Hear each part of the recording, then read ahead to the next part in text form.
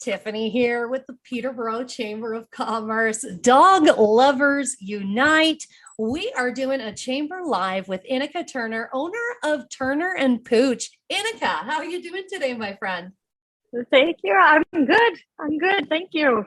Excellent. I wanted to call you in, of course, leading into the new year, dogs training.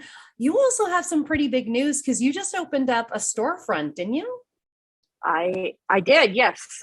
We are at 140 Simcoe Street, downtown Peterborough, right across from the Peterborough Square. And I'm meeting with my clients here now for private training, and they get to meet Daphne and Dante and the rest of the crew. So you've got two dogs. You've got, what'd you just say? It was Dante and Daphne. Daphne. How cute is that Daphne on your lap there then? This is Daphne. Yeah. So dog training, what are the things you can help us with? Like if I have a dog that's constantly getting into things when I'm out of the house, should I call you for help?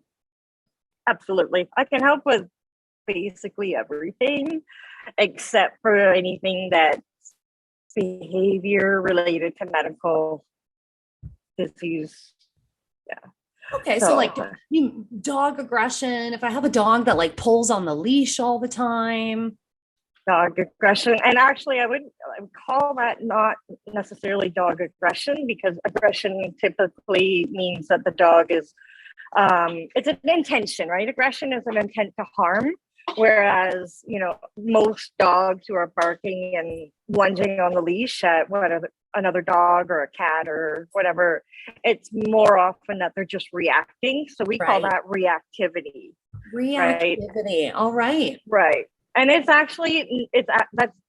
find that has actually like eased my clients' minds a lot better, because they get a dog that's barking and snapping and they're like, oh no, they're aggressive. And it really isn't. And generally speaking, as long as you can tell them to knock it off and make them believe that you mean it, then they start to smarten up. I call it big energy. I have a big 100-pound doggo at home, and that's like I'm sweet as pie, but I have to, when I command her to do something, I command it with big energy, so that way that's right. Thinks I mean serious business. Yeah. So that's right. So you also, I see that you do like these Sunday pack walks. Is that going to be something that moves forward? And how do people kind of find the information about it? Yes, I typically do free weekly pack walks every Sunday at 2:00. Except for during the summer, I change the time to later in the day, about 6 p.m. So pack walks, we're going to reboot those in about February. So keep your eyes on the Turner and Pooch social media channels. You also create like Facebook events for those walks too. So that's right. Yeah. That's absolutely. That's actually the best place for you to find them is the Facebook events. I've had pretty good success with Facebook so far. Excellent. And when it comes to dog training, you're really flexible. Like we have lots of virtual options with you as well. Now I've got 3 programs starting, like in the new year for sure, but they're kind of starting to be offered now. So now I'm starting to include, Zoom calls. So instead of you going into their home, they can just kind of tune in with you virtually. You can take a look. Yeah, and they can take their phone everywhere and show me like where the problem areas are, and So what other things can you cover? What other workshops do you have kind of coming down the pipeline? I thought I saw something about like adolescent dogs or maybe puppies. Yes, kind of a specific course. Now puppies, that's probably going to be all done online with a series of links, so that you go at your own pace, on like live support, with like the puppy class is going to be also videos and video homework and that kind of stuff along with it. So it's not like people go home and they're like, well, what did she say? And, you know, you don't have to worry about writing things down. And, you know, you can just kind of like go back into the program and be like, oh, right, this is what we need to do. And, oh, I'm going to take video for this so that we can go over it during the Facebook Live or the live video chat anyway, and go over everybody's like sticking points, where they think they were going wrong, where the mistakes are actually happening, if there were any mistakes, right? Sometimes people are like, well, I did this wrong or I did that wrong. And I like to tell people, you know, as long as the behavior changes, it's not necessarily wrong, right? It may be like the long way to go around something, but as long as you get the result that you wanted, it's not necessarily wrong. Right. So the virtual classes, they're still really engaging, really hands-on. You're almost learning a bit more because there's just kind of more connection. It's like an online university, right? It's like an online dog school. So it's like absolutely get the time with the teacher, but you also get this access to all these other resources that you can check into, you can rewatch. You're right. And that's such an advantage as opposed to just showing up with you, spending an hour with you and going home. I actually have all these other things and tools in my tool belt that I can kind of practice. I'm hoping that that's going to really help people to, you know, get more out of training with me, right? So yes, absolutely. I agree. You get more out of your training sessions now, especially with the pivot to virtual.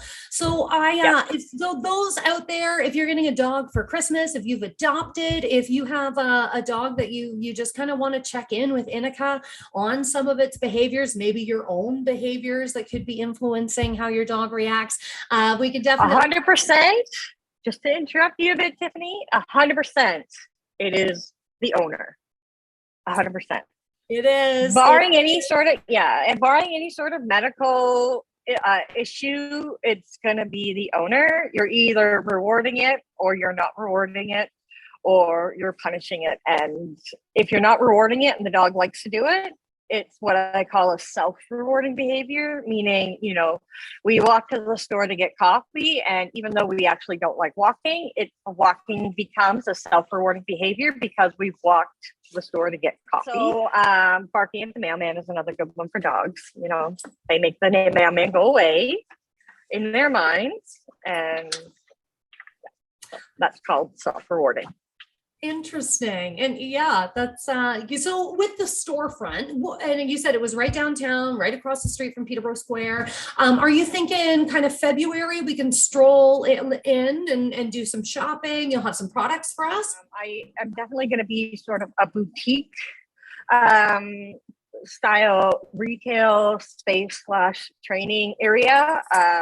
Okay. I love that. Excellent. Yeah, just lots of options when it comes to shopping local for dogs too. We have so many makers. Right. I name at least 3 I've ordered from, and write them down. Yeah. Oh, she made Creative Resonation. I've already been in touch with Ashley. Right. I've been in touch with Polly from April and August. I want to have her do like the special occasion cookies only for dogs and dog recipes. So like birthday cookies, graduation cookies, maybe for like right. So. Excellent. So if you're a maker in town and you kind of make in the space that Inika just kind of listed a few things for you, to Turner and Pooch. And Inika, going into the holidays, is there any advice that you want to share before we kind of wrap up? Any pet human advice?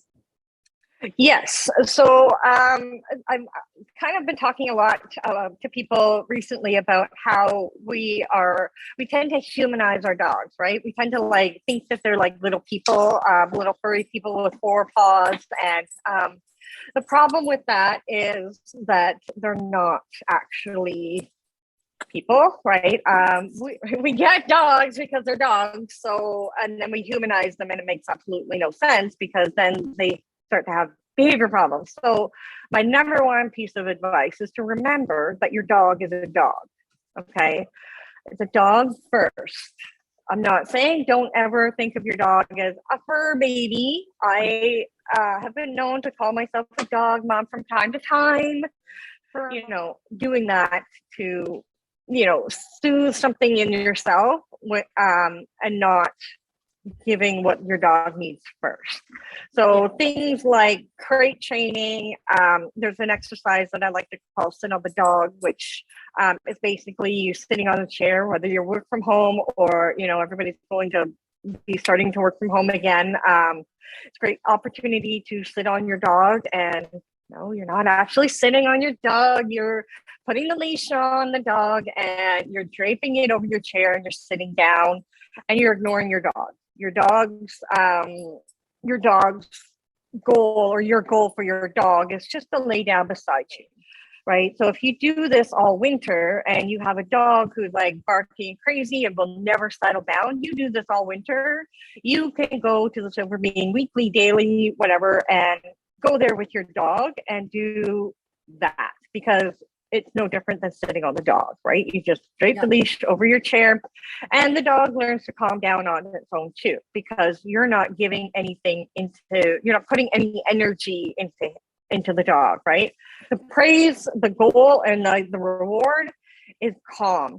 Think of it like doggy meditation, but they're not allowed to go anywhere, right? We are so we're becoming more and more aware of the benefits of being mindful, but I find that we sometimes forget that our dogs need to be mindful as well. And this is something to do, especially over the holidays. If you have a dog who doesn't like people or is just too crazy when grandma comes over, sit on the dog leash and just sit there. Don't let the dog, do a whole lot other than just calm down, sit beside you, and just be content. It's great advice, especially for those ones that like to get hyped up before you leave the house on a walk. Never leave the house with your dog excited. You're asking for reactions. You want to be nice and calm and cool. Don't ever ask the dog to go if they want to go for a walk. Yeah. Right? Especially if they know what that means. Right? Because if they know what it means, it's not that they're like, what am I going to say? It's not about going for a walk. They obviously enjoy that, but how you're saying it is like, do you want to go for a walk? We're going to go for a walk. You want to go to the store? You want to go for a car ride? Right? And it's like, right? And you see how Dante is even like, yeah, here's Daphne too, right? Yeah. Oh my God. It's like, what the heck is going on? Something's happening. So they're going to just get all excited and then they explode out the door and, the neighbor's dog is there. Reaction. And, it just escalates from there. So that's, excellent. I know, I'm okay. That's excellent advice. I'm definitely going to do some practicing. Nobody is perfect. So we can all take tips with our dogs, love them as best we can. Inika, if we want to reach out to you because we want some training, we want to have a conversation with you about maybe some of my dog's reactions to things, how do we get a hold of you? You can reach out to me at ptbodogtrainer@gmail.com. You can go to my website and tell us about your dog. There's a form there, and you will be contacted by email. We love getting those forms. We love hearing about everybody's stories. Facebook and Instagram are always super active. Turner and Pooch Training. Yes. I highly recommend everybody watching us, dog owners of Peterborough region, Peterborough and the Kawarthas, follow Turner and Pooch on social media. You share excellent tips. I know you have given advice on trimming toenails, of course, grooming, all of that stuff. Right. Very important. Yep. This morning, there was a post on Instagram that I saw that I thought was just really poignant for the season. So follow Turner and Pooch, dog experts, dog lovers united. Thank you so much for joining us today, Inika. I am doing an editorial every issue with Cottage Country Lifestyle magazine. I do a Pets and Vets editorial every issue. So the next one is now, I think the winter issue is coming out imminently, and then every couple of months I will have something in there as well to share. So be on the lookout for that as well. Excellent. Well, watch for your editorials, your blogs, follow you on social, get that information. Thank you so much today, Inika. Thank you, Tiffany.